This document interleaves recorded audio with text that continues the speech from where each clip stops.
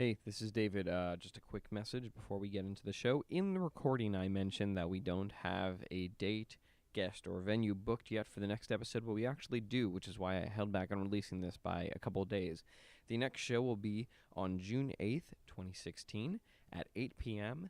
in the Stand Street Shul, once again in New York City, with special guest Rachel Waxman, who right now is in the midst of kickstarting a brand new gender-neutral line of footwear. It's going to be really exciting. I hope to see you there. Anyway, enjoy the show. For thousands of years, we've been under the impression the Bible was meant to be taken seriously. Finally, a new translation that'll change all that. This is Oh My God, What the Fuck Bible!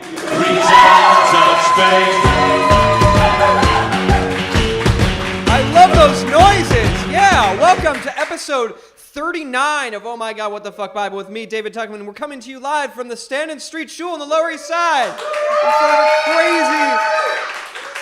of a crazy cat cafe loving crowd. Each month on the show, a guest joins me and tries to read as many chapters as possible, or an amount that I choose, of my own personal translation of the Hebrew Bible while I make fun of it. And tonight we are reading, it's a big fat bonus episode because these portions are so short. Tonight we're reading the 6th and 7th portions of Leviticus, known in Hebrew as Acharemot and Kedoshim, and in English as, well, you'll see. Today is May 12th, 2016. I'm translating again. I think I said that last time, but it's really crazy. I'm trying to get through numbers without cracking under the boredom of the first half of numbers, just to get to the earth-shaking, literally insanity of the second part. So I'm almost there. I'm almost through it. My life is almost better.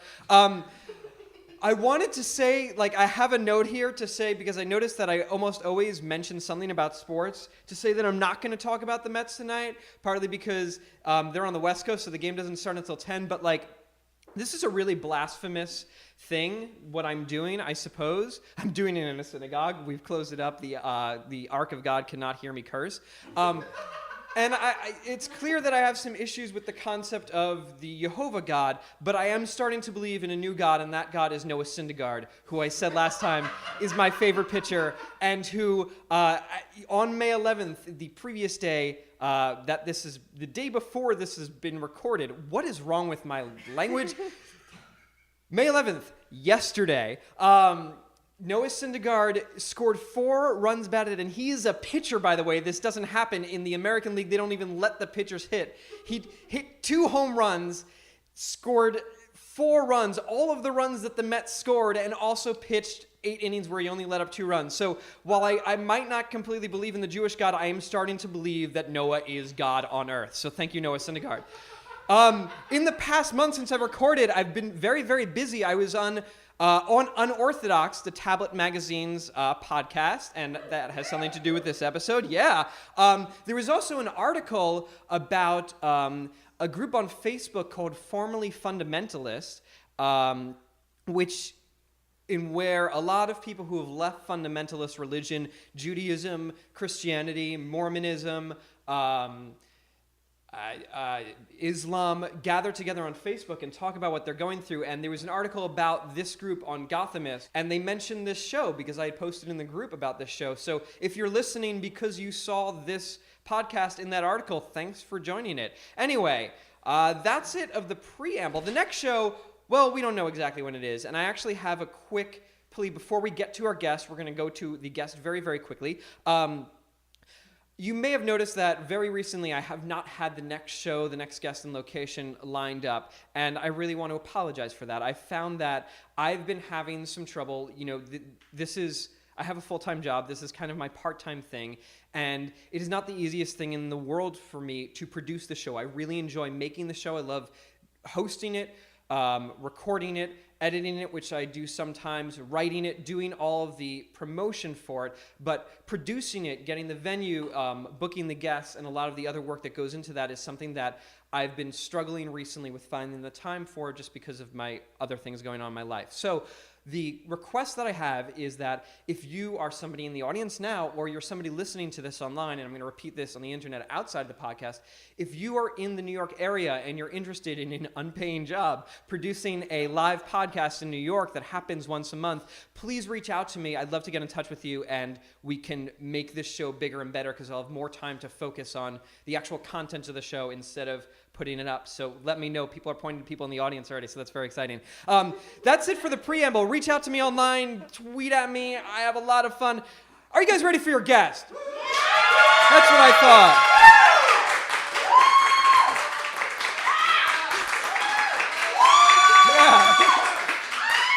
It sounds like you're ready for your guest. She is deputy editor of Tablet Magazine, the co-host of the weekly Unorthodox podcast, I wonder where we met, and an unabashed cat lady. Please give it up for Stephanie Butnick. Thank you. I want to say that everyone I'm friends with is in this room tonight, so thank you all. That's literally all really, my friends. No more than this. That's like the first time that I did the show. The entire audience was just every friend that I knew in New York. My parents wanted to come, but I was like, guys, come on, be cool.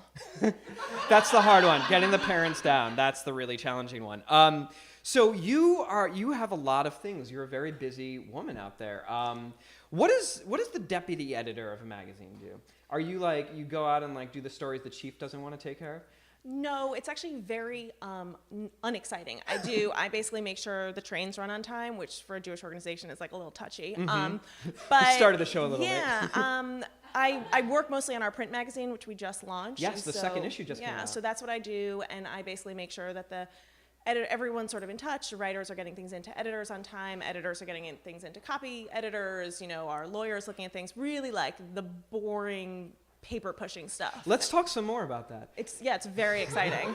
No, let's talk a little bit about the magazine actually, because Yeah. I did not finish reading the first issue, but I really have enjoyed most of my life, and that's not there. Most of my life is trying to keep up with the weekly New York Times magazine. So like that pretty much takes up the majority of my reading. If I feel like I can do that, then I can reach out to other magazines. So I'm sorry I haven't finished it yet, but what I've read has been really, really good, and it's really exciting to see an online publication decide to take the leap into print publishing. Yeah.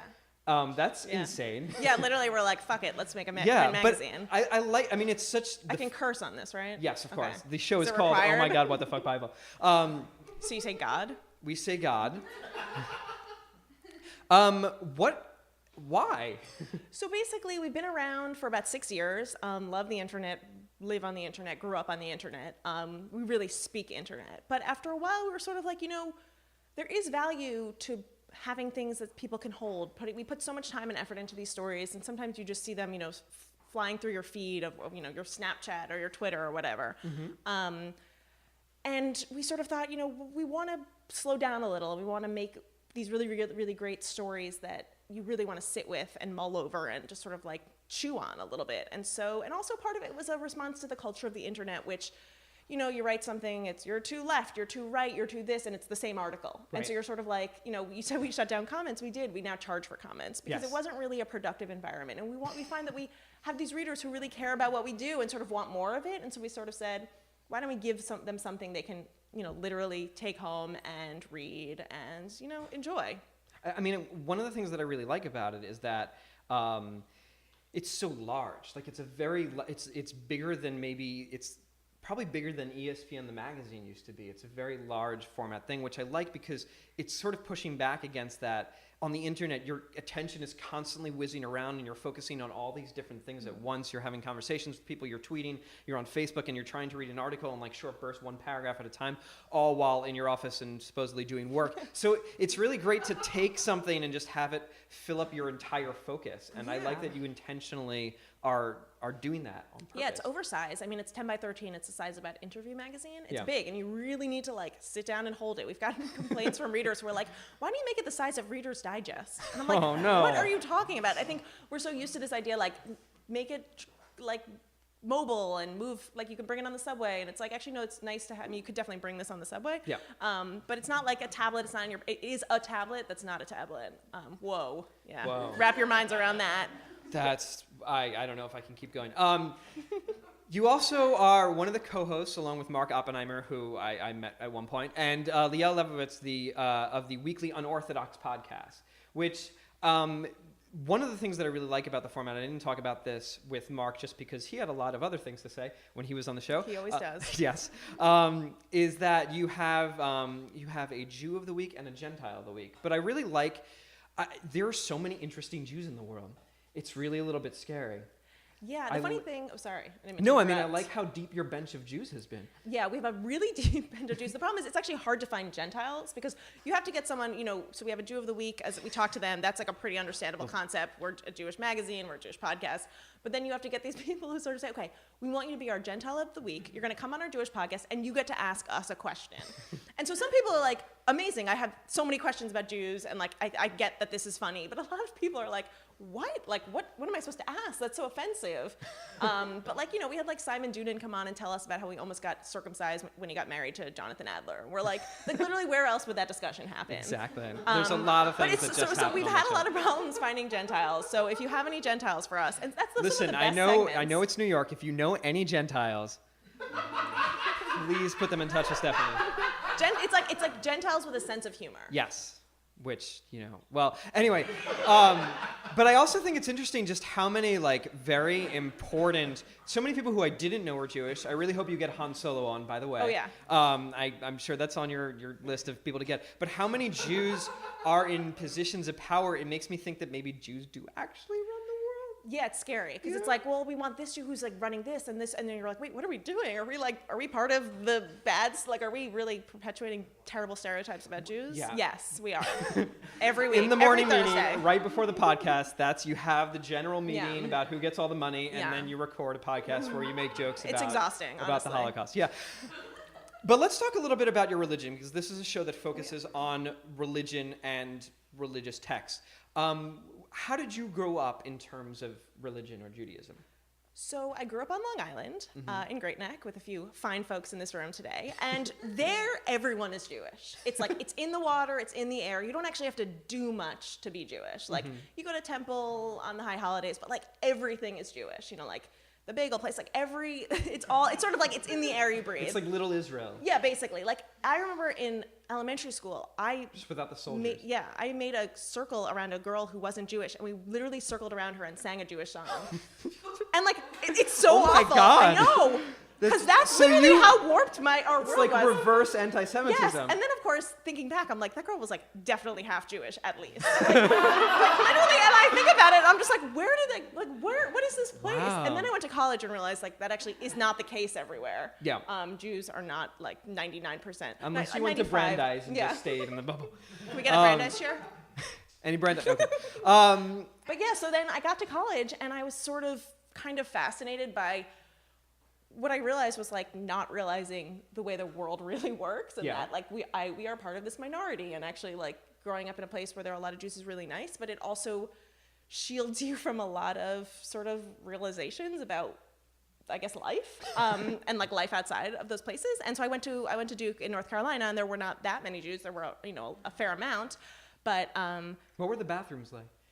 well, We're we're actually going to North Carolina next week gosh. for the podcast, so it's like Yeah. a little awkward, actually. I'm not going to go to the bathroom while I'm there, so let's talk after. Okay.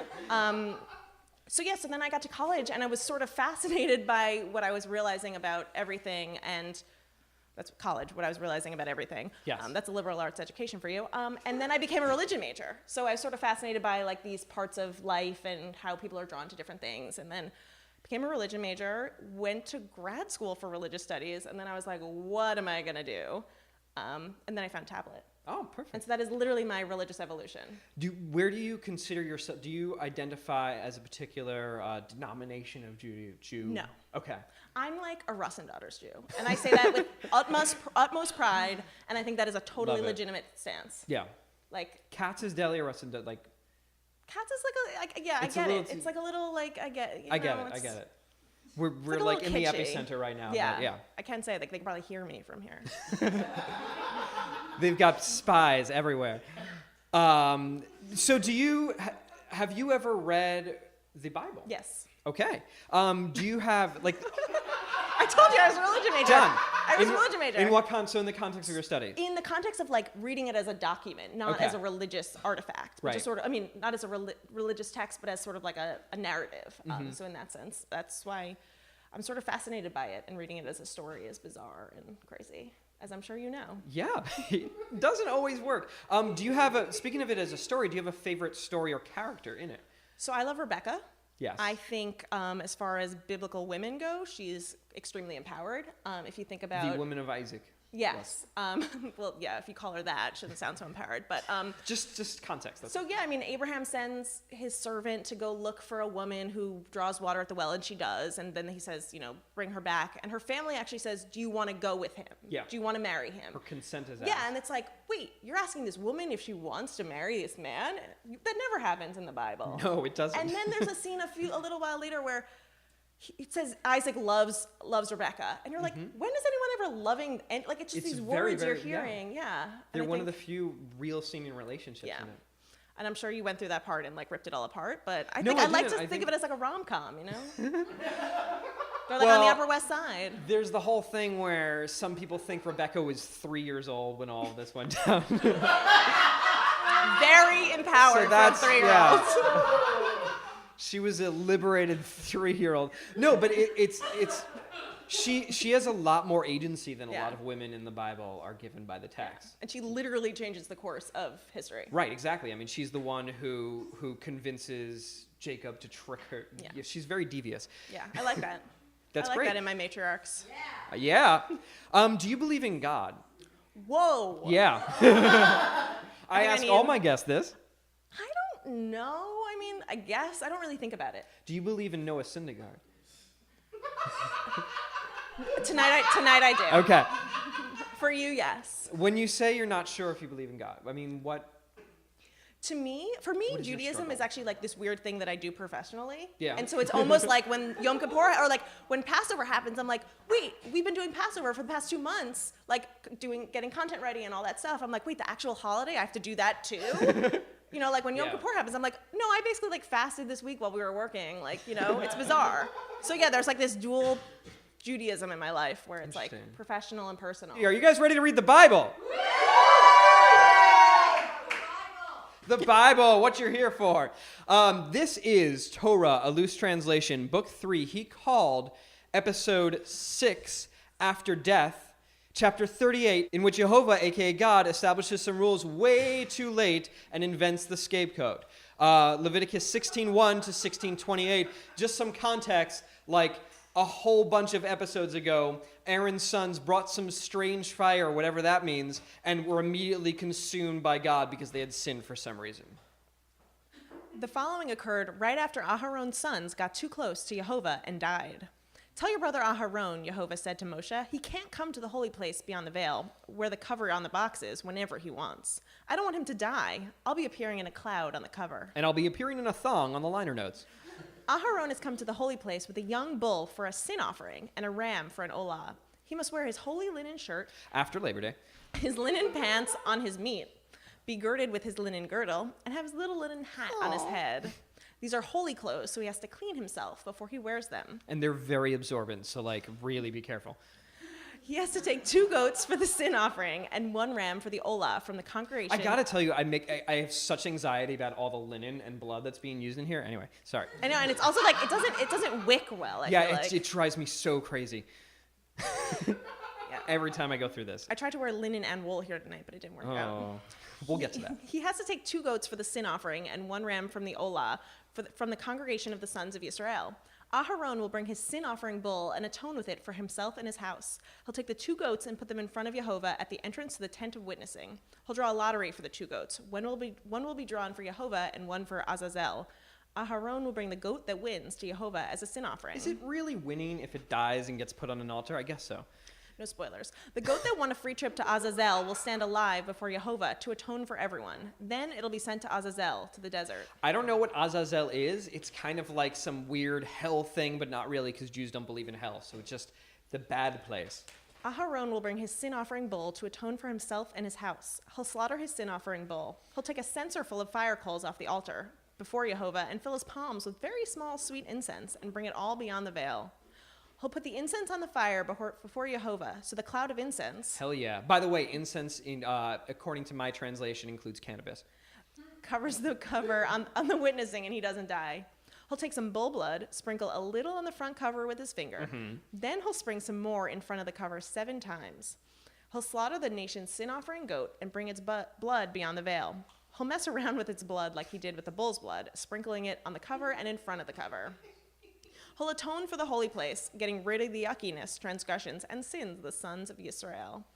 This is what he'll do to the tent of witnessing, the tent which chills amongst them within all their yuckiness. Yeah. From the moment Aharon enters the holy to atone until he leaves, no one can go into the tent of witnessing. He'll atone for himself, his household, and all of Israel.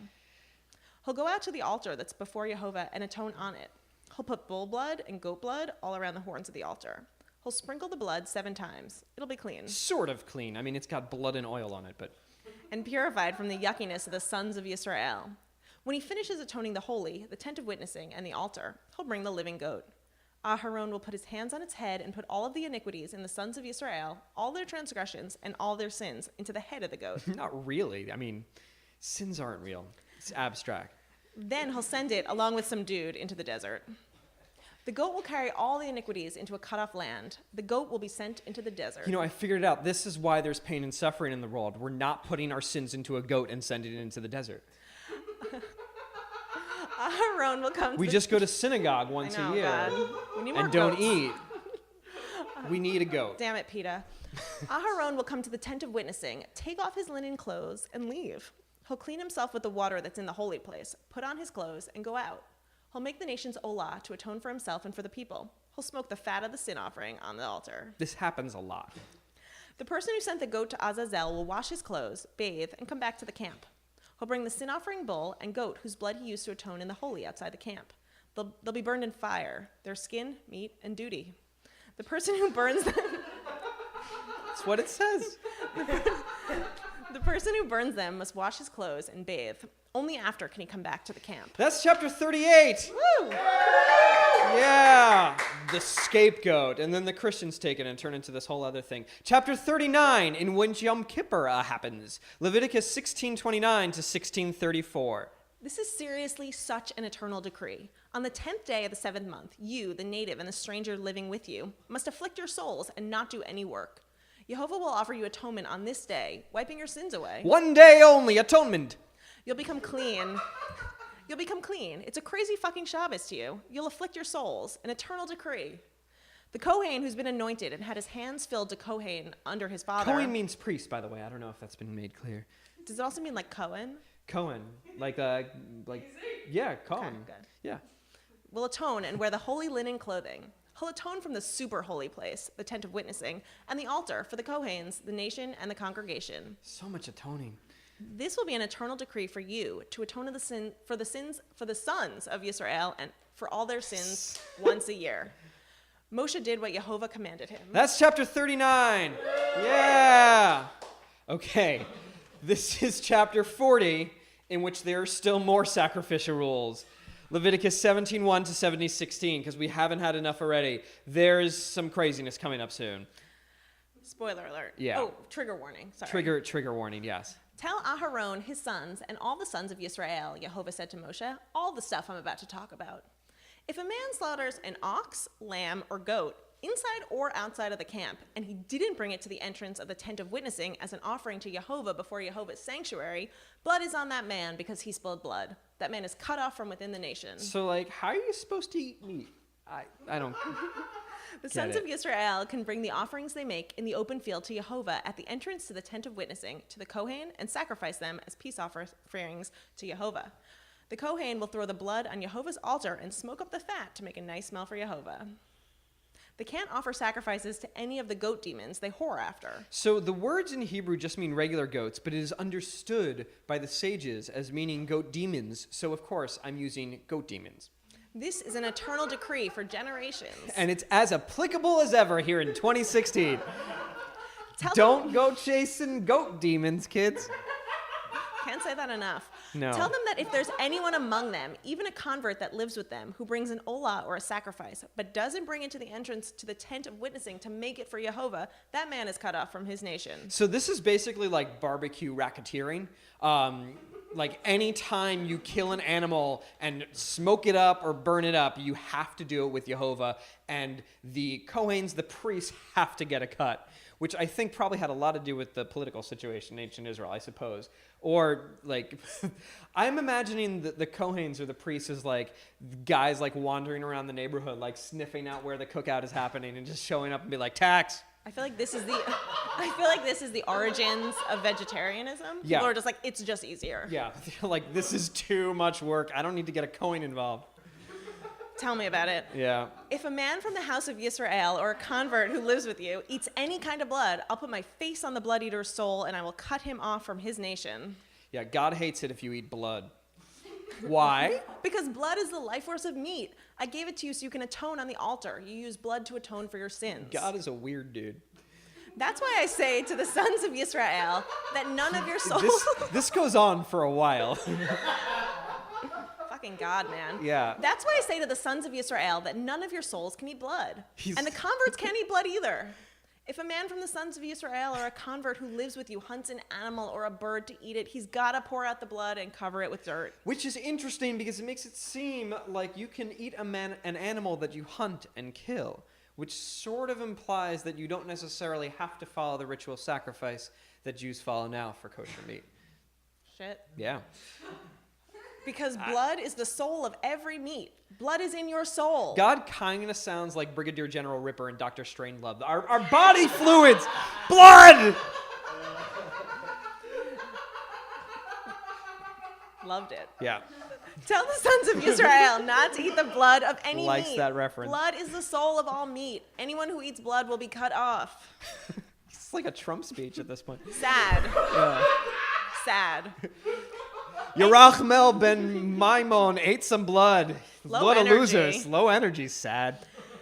Anyone who eats an animal that dies on its own or is torn up, whether a native or a stranger, he has to wash his clothes, take a bath, and he's dirty until the night. Okay, so that is apparently one of the origins for the concept of treif, or the idea of glatt kosher. Glatt means smooth, that an animal's lungs doesn't have anything in it, or that it doesn't die on its own. But this is really interesting because it's an animal dies on its own and is torn up.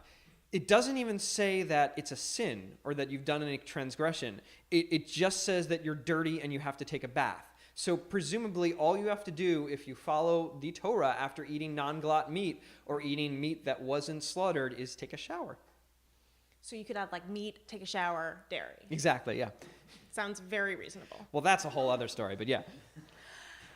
If he does not wash his clothes or himself, he must carry his iniquity. That's chapter 40. Oh boy. What happens next? Oh my God, here it comes. In chapter 41, in which God delivers some very normal rules and one really, really bad one. Leviticus 18:1 to 18:30. You might recognize those numbers. I've seen them on the internet. Yeah. A lot of tweets from some angry people. Tell the sons of Yisrael that I am Yehovah, their Elohim, Yehovah said to Moshe. I think they know by now. Wait, who is he again? Yeah. Don't do the things that were done in Mitzrayim. What do you call that fire that flies around here all the time?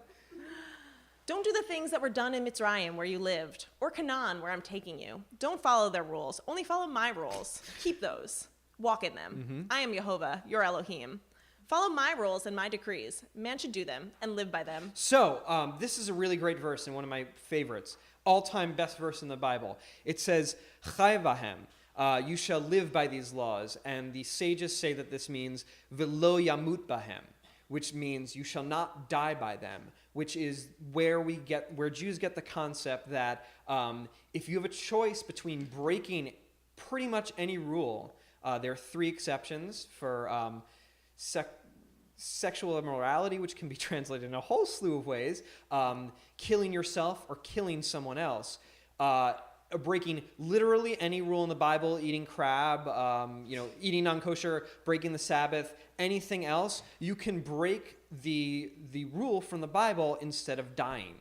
I also maybe want to take it a little bit further than that. It's chai bahem, you should live by them. These are rules that should give you life. Don't kill yourself. Don't go too crazy. If you're killing yourself a little bit, don't worry about it. But that's just me. I like that. All right, I am Yehovah. Yeah. Don't forget. Yeah. No man should see any of his family naked. I am Yehovah. Don't look at your mom or your dad naked. That's your mom. Don't see her nude. So some people think this is code for fucking. Maybe it is, maybe it isn't. Don't look at your dad's woman naked. That nudity belongs to your dad. Polygamy, remember, it doesn't say your mother's man, so there's no polyandry. But it's interesting that it says your mom, and then it also says your father's woman. So somebody who isn't your mom, but belongs to your dad. Don't look at your sister, the daughter of your father or your mother, whether she's born at home or away, naked. Even if it's a long-lost sister, it's still gross. What about like... What? No. I don't want to add to this. Don't look at the daughter of your son or your daughter naked. That's your nudity. Okay. What does that mean, your nudity? It's like nudity that belongs to you but isn't part of you. There's a lot of just... Don't look at your grandkids naked. What are you doing? Don't look at your father's woman's daughter naked. Uh-huh. That's your sister. You weirdo. Don't look at your dad's sister naked or your mom's sister. Don't look at your uncle naked. Wow, that's a man, so that's interesting. And don't go near his woman. Yeah. That's your aunt. Don't look at your daughter-in-law naked. She belongs to your son. Don't look at your brother's woman naked. That's your brother's nudity. Mm-hmm. Don't look at a woman and her daughter naked or any of her granddaughters. They're her relatives. That's weird. It is. Don't take sisters as your women to rival each other while they're alive. Unless you're Yaakov, Jacob, in which case it's totally cool.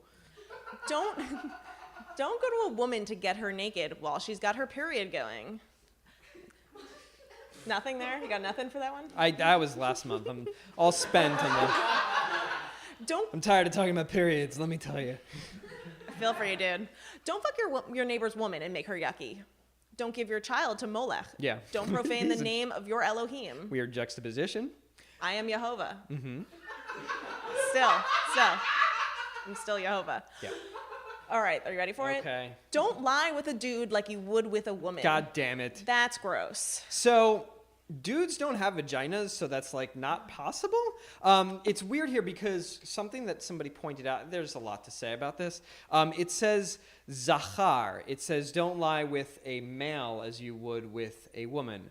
I don't know what that means, but that's we'll talk about it later because there's a lot to unpack with this one. Also, fuck this verse in particular.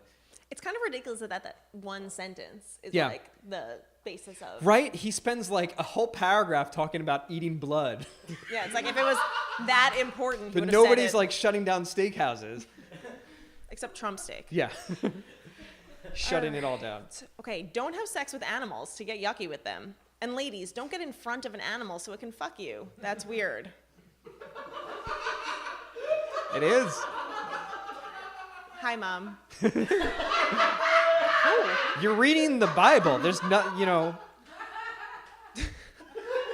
this is God's holy word. Oh my God. Okay, where are we? Don't make yourself yucky with any of these things. So it's interesting here. Yucky is the same word that's used for like being unclean, this general state of uncleanliness. I said that's interesting. That might not be interesting. Got no laughs. Yeah, I know. Cut it out. Tough times. This is how the nations I'm going to chase away made themselves yucky. The land became yucky, and I brought iniquity on it, and it spewed out the people in it. So there's this concept here that if you do these things, that it's in some way so disgusting that the land that you live on, the land of Israel, will be so disgusted by you that its like immune system will just vomit the people out and kill them. God. Yeah, some weird Things rabbinic were stuff. Way more exciting then. Yeah. I feel like nothing happens now, just global. I know. warming. Since video was invented, the amount of cool, weird things that God did have gone way down. And electricity. Yeah. Keep my rules and my decrees. Don't do any of these disgusting things. Okay, so that's the word disgusting here is that word that's used as like abomination, the word toeva. It is referring to all of these things, this whole list of things. So the idea that men having sex with other men is in some way singularly disgusting in the Bible is not quite accurate. This includes period sex. So if gay sex is so bad, where are the people talking about the other supposed abominations? Damn. Yeah, that's not a joke. I'm just soapboxing. God, now like I got serious. Yeah. And I feel weird. This bugs me. Okay, the nation and the convert with you. These are disgusting things the people of the land in front of you did, and they made the land yucky. The land won't throw you all out when you make it yucky, like it did the nation before you. The soul of anyone who does these disgusting things is cut off from their nation. Keep my guardianship and don't do any of the disgusting things that were done before you, so you don't get yucky with them. I am Yehovah, your Elohim. That's chapter 41. And that is the entire Acharemot. That's the entire after death. Let's do another one. Let's do episode 7, Holies, chapter 42, in which God spits out some more random rules. Leviticus 19:1 to 19:8. Tell everyone to be holy, Yehovah said, because I, Yehovah, their Elohim, am holy. They must all be afraid of their fathers and mothers and guard over my fucking Shabbos. I am Yehovah, your Elohim. Don't turn to other L's or to metal Elohim. Metal, no good. Glam rock Elohim, that's kind of okay. Or make them. I am Yehovah, your Elohim. When you offer me a peace offering, do it of your own free will. Lol. Yeah. Don't do it because you are forced to and a robot. He's all about free will, this guy. Mm-hmm. Eat it on the day of your sacrifice and the next one. Burn the leftovers in fire. If you eat it on the third day, it's gross and bad, and I don't want it. God coming out strong in against leftovers. If you do that, you'll carry your iniquity because you've desecrated Jehovah's holiness. Your soul is cut off from the nation. Also, you've got food poisoning. So by the way, screw is you. anyone left at this point? Everyone's being cut off from the nation. Everyone is cut off from the nation. You're cut off. Is this how it ends? This is how America will end. Probably right after the inauguration. That's chapter 42. Chapter 43, in which the rules are much nicer than that homophobic stuff before. And maybe we should focus on these instead. Leviticus 19:9 to 19:18. Now we're talking. Yeah. When you gather your harvest, don't collect the corner of the field or the leftover after your harvest. Don't glean. Okay, so this is all some like agricultural stuff that because we live in a modern city, we don't really understand at all. But glean is an agricultural word that means the leftover. After the farmers go through the fields with their scythes, they gather all of their harvest. Whatever falls to the ground is called the gleaning. This is all about when you gather in your harvest, whatever's left over is just the leftover. Going back through the field to collect what's left is to glean. Back in the day, this was actually a very substantial amount of food. Mechanized farming has reduced the amount of gleaning left over a great deal. And then I have something else that I'm going to say after we learn what you're supposed to do with all this stuff. Don't glean your vineyard or collect the fallen grapes. Leave them for the poor person and the stranger. Right, so it's a charitable act. There's actually a charitable organization in Israel called a leket, which is the Hebrew word for gleaning, that redistributes excess food. I don't believe this rule is practiced on a national level anywhere. It would be kind of great if it was. This one's going to surprise you. I am Yehovah, your Elohim. Yeah. Came out of nowhere. Yeah. Don't steal. Don't swindle. Don't lie to each other. Don't swear falsely by my name and profane it. I am Yehovah. Don't persecute your neighbor. Don't rob. Don't hold on to wages until the morning. You capitalist asshole. No, this is an interesting one. This is if you hire somebody, you are not allowed to, by the Bible, wait until the morning to pay them. You have to pay them as soon as their shift is over. This is actually the beginnings of Venmo, I think. Yeah, exactly. Took a while. Yeah. Don't curse the deaf. Even though it's hilarious because they can't hear you. It's really rude to say that on a podcast. Yeah, they can't hear me at all. They have no idea this is going on. Don't put a stumbling block in a blind person's path. You asshole. Fear your Elohim. I am Yehovah. Don't be a dick. If you're a judge, don't be an asshole. Don't be biased to the poor or favor the great. Judge your neighbor with righteousness. Don't be a gossip. And don't stand over your neighbor's blood. I am Yehovah. Don't foster hatred to your brother in your heart. Do it to his face. You should definitely get up in his grill so you don't carry his sin. Don't take revenge or bear a grudge against your countrymen. Everyone else is cool. Love your neighbor like yourself. Just not in a sexual way, as indicated earlier. I'm Yehovah. That's chapter 43. Yeah!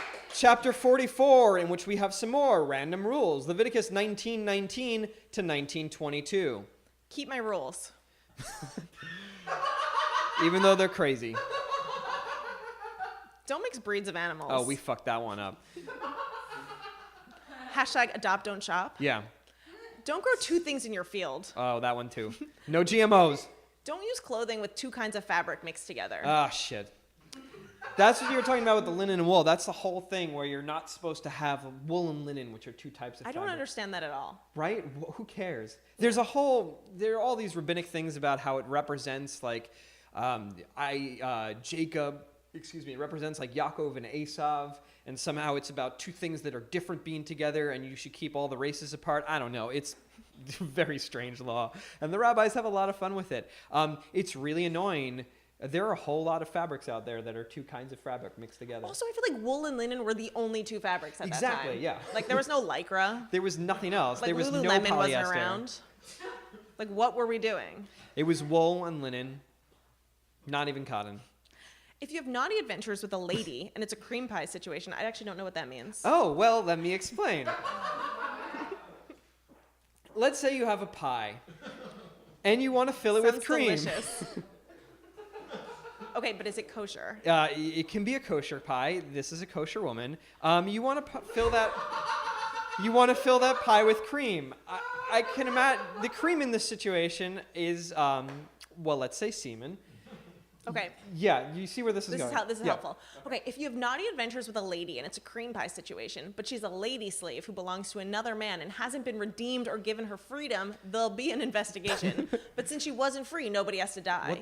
Why would anybody have to die? So like high stakes cream pie situation. He'll bring a ram as a guilt offering to Jehovah by the entrance to the tent of witnessing.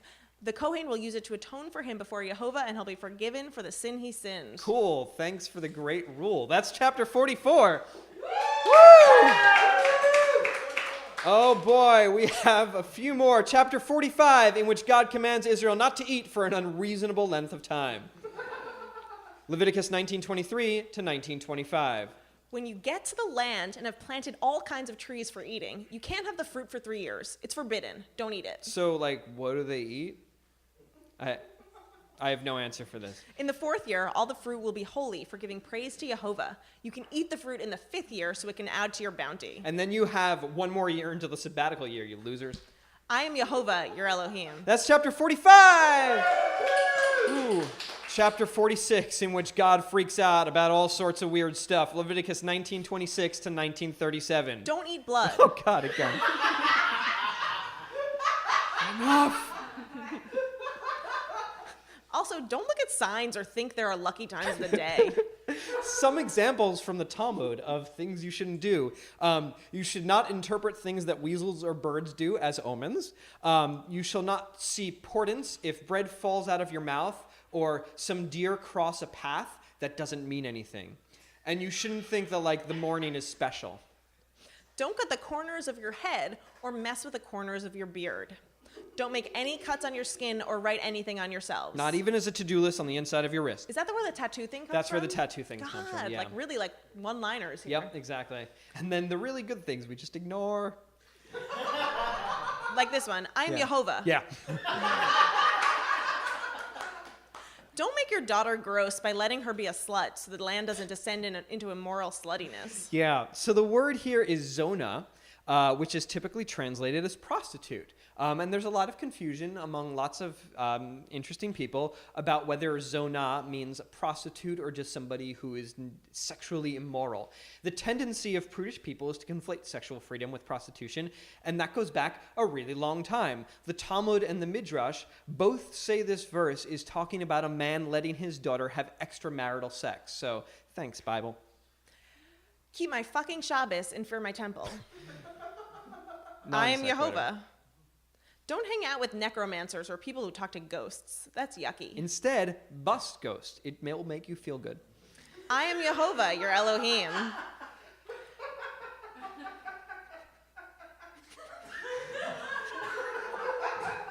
Ghost. Big ghost crowd here. Yeah. Team Ghost. I am Jehovah, your Elohim. Get up when the white-haired face shows up. Sure. Honor the...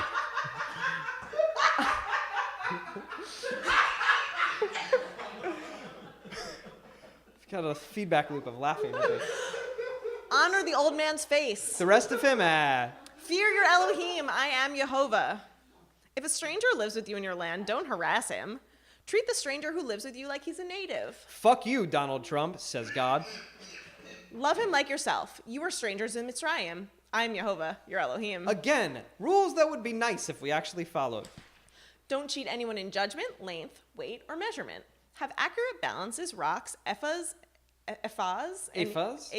and hins. All ancient measurements that nobody uses. I am Jehovah, your Elohim, who took you out of Mitzrayim. Guard all my rules and decrees, and do them. I am Jehovah. That's chapter 46. Yeah! I think just a few more. Chapter 47, in which we talk about Malach again, whoever that is. Leviticus 21 to 25. It's also good to know how to pronounce that word, Malach. because I was doing it wrong. That's all right. Tell the sons of Yisrael, Jehovah said to Moshe, that if any man from the sons of Yisrael or a stranger living with Yisrael gives his child to Molech, he's got to die right away. So Molech was some other deity who hung out around the same time, and people gave human sacrifices to, so God was against that. The entire nation should kill him with stones. That's a lot of people. Remember, there are 600,000 men above the age of 18, so that's over 1 million people stoning one person. You have to have really good aim. I'll put my face on that man and cut him off from within the nation because he gave his child to Molech to make my temple yucky and profane my holy name. It's interesting that God's objection to human sacrifice is not that a human is being sacrificed, but that he doesn't get to have that human. That guy's weird.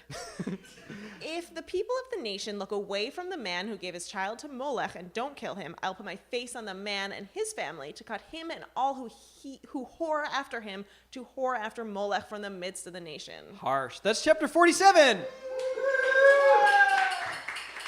Chapter 48, in which we get some more rules about ghosts, which were apparently a major concern at the time. Leviticus 26 to 27.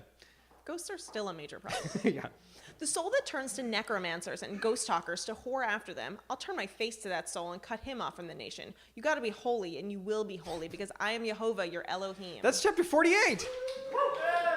Chapter 49, in which once again there are some sex laws. Leviticus 28 to 26. You'll guard over my rules and do them. I am Jehovah. I made you holy. A man who curses his father and mother must die immediately. If he curses his father and mother, his blood is on him. That's like everybody. If a man bones down with the woman of another man or his neighbor's woman, Either one. the sex man and the sex woman have to die so hard. Okay. Yeah. If a man gets his bone on with his father's woman, he's seen his father's nudity, so they both have to die. Their blood is on them. If a man sleeps with his bride, they both have to die right away. They've done a corrupt thing and their blood is on them. So the word for bride is identical to the word for daughter-in-law, which led to a lot of confusion. If a man sleeps with a male like he would with a woman, it's super gross. Also impossible. So the Talmud here, very vividly and helpfully, describes this action as a man inserting his penis, and he would an applicator into a tube of eyeshadow. Very bristly. Yeah. Both have to die. Their blood is on them. Just like adultery. If a man takes a woman and her mother, that's terrible. You have to burn all three of them in fire. I won't have you doing terrible stuff like that. If a man puts his love stick in an animal, he's got to die for sure. Also kill the animal. What did the animal do? If a woman approaches any animals and it ravages her, kill the woman. The animal must also die. Their blood is on them. How often was this happening? Oh my God, it was rampant. If a man takes his sister, his father, or his mother's daughter and sees her nudity and she sees his nudity, that's real nice. Yeah, so this is a serious rabbit hole. The Hebrew word used here is chesed, which you might recognize as the same root as the word for chassid, or, you know, those guys with the payas in Borough Park. That usually means something positive, a good thing. Rashi, a medieval rabbinical scholar, says that this time it's coming from an Aramaic word that means shameful. And that's just normal biblical weirdness where we don't really know what a word means. Anyway, since we're talking about sister fucking, Rashi confirms that Cain did indeed have sex with his sister back in Genesis, at least according to the Talmud in Sanhedrin 58b. Cool. I don't know why that came up here, but it did. I feel like really weird. Yeah. A lot of like begatting and stuff like that was Right. going on. So on this, that's the note that I found on this verse. If a man sleeps with a woman during her sick times and revealed her nakedness and sees her blood fountain. Did you get this from the internet? No, it's just straight up. The words used are like fountain of blood. The two must be So cut. lovely. God was definitely a dude. Yeah. The two must be cut off from within the nation. Yeah. Inconsistent with what happened before, but okay, we're Bible. Don't look at the nakedness of your sister or your mother or your father's sister, because it's your family's nudity and you'll carry your iniquity. I feel like he's really like doubling down on this one. Oh yeah. If a man sleeps with his aunt, he's seen his uncle's nudity. They'll carry their sin and die without children. No, that's not true. If a man takes his brother's woman and she's having blood times, that's his brother's nudity. They won't have kids. That's also not true. You could totally have kids if you do that. Just, This was before like basic biology yeah, was a like, science. No. The body has ways of shutting that down. No. You must watch over my rules, my decrees, and do them so you can live in the land I'm taking it to and it doesn't throw you out. Don't follow the rules of the tribe I'm going to chase away because they did all those things and made themselves just terrible. Yeah, they were fucking animals all over the place. I've told you that you will inherit the land since I'll give it, a land flowing with milk and honey to you to take it. I'm Jehovah, your Elohim, who separated you from the nations. No pressure. No. You will separate between the yucky and the clean animals and birds. I see the theme here, yeah. Don't make your souls gross with the animal, the bird, and everything that scurries along the ground that I've told you is yucky. You will be holy to me because I am holy Jehovah, and I will separate you from the nations to be for me. That's chapter 49. One more chapter, chapter 50, in which there's seriously another rule about ghosts. Leviticus 20:27. A man or a woman who sees ghosts or spirits must die. Kill them with stones. Their blood is on them. They're crazy. That's chapter 50. That is the Parsha. That's it. That's Kedoshim. Let's hear it for Stephanie. Thank you for reading. Yeah. Oh my God. I forgot how much it is when it's 20 pages. That's a lot of stuff. I feel like it was a lot of like weird sex stuff. There's too. a lot like of I weird said words sex I'm stuff. not comfortable saying. Yeah, aren't you glad you said yes to my invitation to be on the show? Now is the time in the show where we have a Devar Torah. Devar Torah literally translated means Torah word. And that's where I ask you if you can sum up everything that we've just read into a single word. So I want to say yucky. Yeah. But I also want to say like litigious. Litigious. Like I feel like God really had a lot of rules. Yes, he did. And not organized well at all. No. No. Like all over the board, like really weird stuff. Like nothing that seems really important, like No. to like day-to-day functioning, No. but just like, bigger picture stuff, I Except guess. for like cheating on people. I mean, their entire commerce, I guess, was like these weights and scales and things like that. That seemingly was important. I don't really feel like you need God to tell you not to cheat anybody when you're doing business with them, but I guess you do. It is funny, the thing about the land. I mean, it's almost like tithing. Yeah. Like it's interesting that that's there because it's so specific. Yeah. Whereas these are all such sort of, I guess, seeing your father's wife's nakedness is specific too, but Well, in a different way. It's weird how they go back and forth between like really specific things and really, really broad things. 'Cause Like you'll- ghosts. The ghosts. A lot of rules about ghosts. But they also like you have like, don't be a righteous judge, or, don't favor the powerful or the weak. And then it's like, if you sleep with your brother's woman while she's on her period, that's not good. But I feel like it gives you a sense of what was going on. Like, what was going on? Literally, people were like plowing their fields, sleeping And with their their sister's brothers' women, yeah. cousins, and like sleeping with animals, like, and then also weighing things. Yeah. Like that's That the was- sense I get of society. That was all there was to do. My Torah word was God damn it, because I'm just like, it's interesting that we put these two together. They're traditionally put together in the like Torah reading that Jews do if they're trying to catch up, because you try to read all the entire Torah in a single year. So if holidays move things around, these two are read in 1 week. So the two worst rules, or the two worst verses that have had a really adverse impact on our society are read in the same week. And it makes me very mad that these are here and that people focus on them and ignore other things. I have a whole thing where if I'm in synagogue when these are being read, and they're read on Yom Kippur, so I will walk out while these verses are being read. And I encourage anybody who's listening to this who goes to synagogue, who is of a similar temperament to me, get up and walk out. Just refuse to listen to those two verses, because I feel like the continued refusal of certain people to reinterpret them or ignore them, like they have done with so many other things in here that don't really apply to modern society anymore, let's put pressure on people to keep doing that, because they shouldn't we shouldn't be paying attention to those rules anymore. They shouldn't apply. So is that something that's I'm talking about the discussed? homosexual stuff, by the way. But like, will that be discussed at temple, like on those days? Is that something that will be referenced? Like, and by the way, don't do that thing that they say not to do. Like, is it reinforced? I suppose it depends on the rabbi. I'm sure there are some really, really right-wing people who will bring it up and talk about sexual immorality on these. Maybe not in those terms because it's kind of a family audience. And then on the other hand, there are people like, there's this rabbi, an Orthodox, openly gay rabbi named Rabbi Stephen Greenberg, though some people would argue about whether or not he's Orthodox. I mean, there are people who are trying to change the way that we interpret these verses, or change the way that Jews interpret these verses, so that we can change the way that Jews relate to people who are attracted to, or men who are attracted to men. There's this concept that it says you shall not lie with a man as you would with a man, or you shall not lie with a male as though he were a woman. And like you were saying before about Rivka, like women don't have consent. Yeah, they're literally property. Yeah, That's what women I are was just gonna say. property and this is really summing it up and paraphrasing what he's saying, but women are treated as lower than men throughout this book.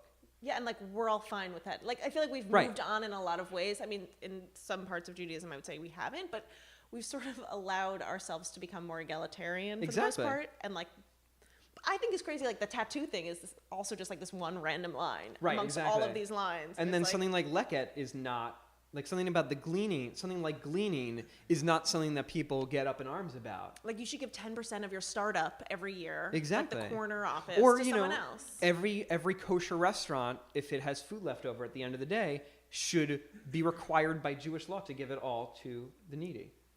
And you should not be able to have, kosher certification if you don't do that. Nobody's doing that. More importantly, you should not see your brother or sister naked. Yes, exactly. But what Rabbi Stephen Greenberg says is that it's because it says you should not lie with a woman as you would with a man, and women are basically property. That basically means you should not take a man like he is your property. And since that's not how human relationships are anymore at all, that verse no longer applies. And that is one possible way of kind of interpreting the verse away so that homosexuality is completely accepted in the Orthodox Jewish world. And there are plenty of verses and rules that seemingly apply and carry the death penalty that we've done things like that too. So I'm of the opinion that like rabbis should just get on board, do that. But that's just me. I curse and talk about the Bible. Well, it's weird because to take that literally, you have to then have taken a lot of other things literally, which is like all the stuff about property. Like then you all of a sudden go back to that entire space, and none of it makes sense now. No. So I mean, most of it doesn't make sense anymore. And, interpretation is added. Like you were saying with meat and milk, like the verse that comes from is you shall not have a kid goat cooked in its mother's milk. And that's it. And that turns into you shouldn't eat milk and meat within like 6 hours of each other. Like rabbis have spent millennia changing what this means. There's no reason they can't change this verse too. Anyway, that's not funny at all. But I think it's weird to think like he almost should have been more specific. And I hate saying God. that after like these insane rules, but it's like be like if it's gonna thousands of years later be like, and now we all do this because of this one sentence that we've interpreted in this one specific way that probably didn't mean that to begin with. No, exactly. Joke's on us, guys. And also don't like seriously, do not go to a medium. Don't go to necromancers. Like if you see a fortune teller on the street, don't get your tarots read. All terrible, all really bad. That's yucky. Yeah. That's it. It's just such like a wall of rules. There's a lot going on. And there's a lot of repeating too, which is really interesting. Do you have any other final thoughts about this that you feel like would sum this up? I feel like it's hard to take seriously when you're reading it like this. But then again, it's really hard to take it seriously as it is. Like it's saying ridiculous things, and it's like made for a time that is not now, and where none of these things make sense, where like there are no farmers anymore. Just kidding. Just Monsanto. We're just factory farming now. Yeah. It's fine. Everything's great. But it's just so bizarre to read through and actually like hear the lines, and just they're so strange.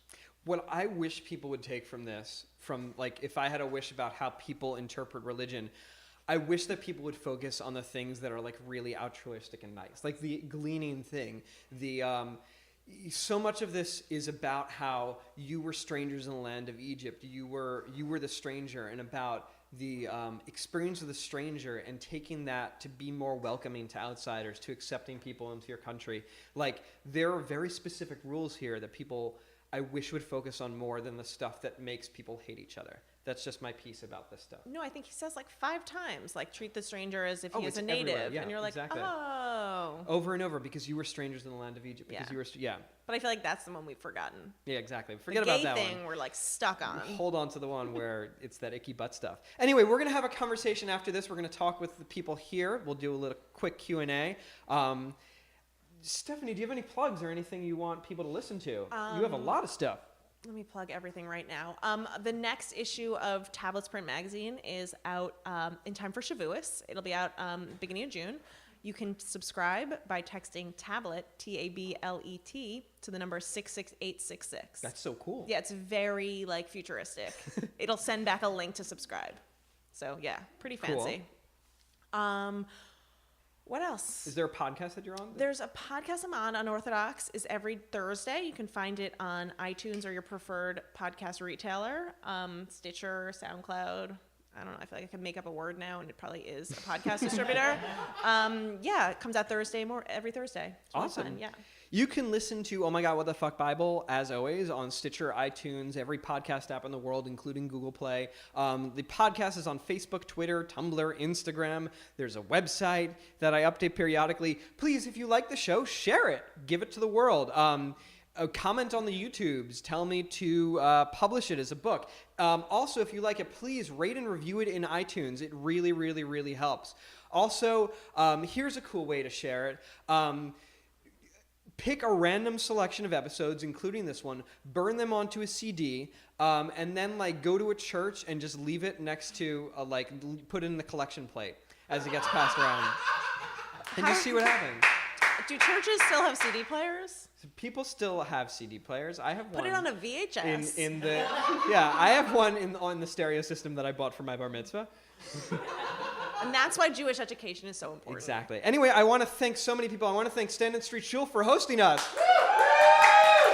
I want to thank Wendy Chin for doing the marketing materials, John Passaro on sound, Stephanie Butnick, our guest. Thank you. Thank you all for listening and coming out here. Give yourselves a hand. You've been awesome tonight.